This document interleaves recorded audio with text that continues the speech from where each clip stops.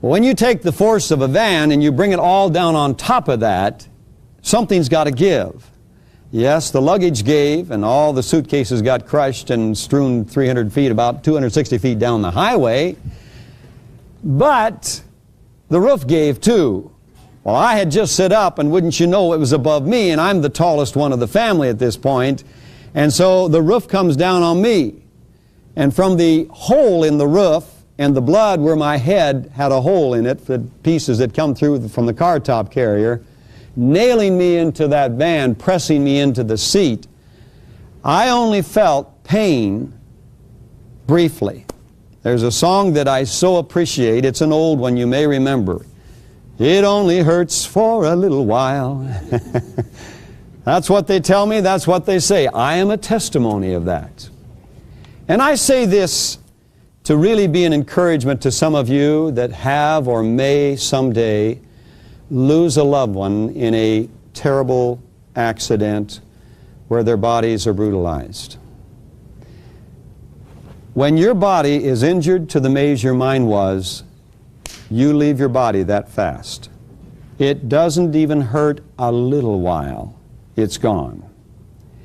I didn't feel the pain from my head to my toes more than 3 times, and it moved quickly, but what I left my body.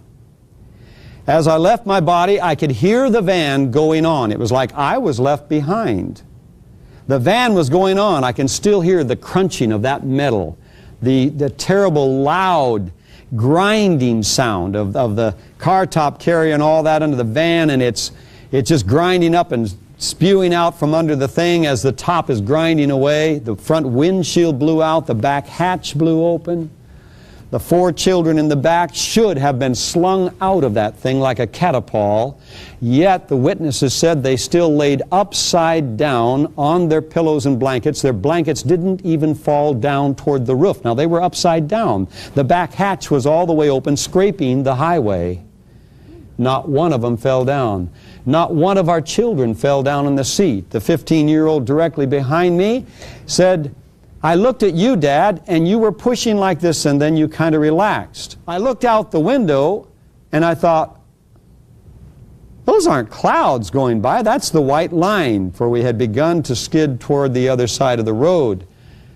And she said, I realized, we're upside down.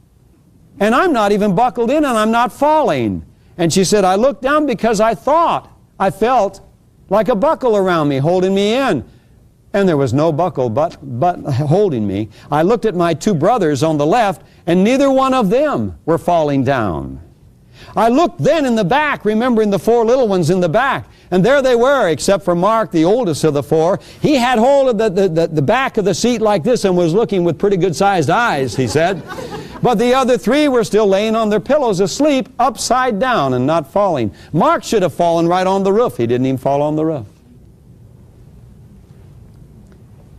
Well, when I left my body, I could hear the sound of that metal crunching and all, and the last thing I heard was the cry of my wife as I heard one final crunch.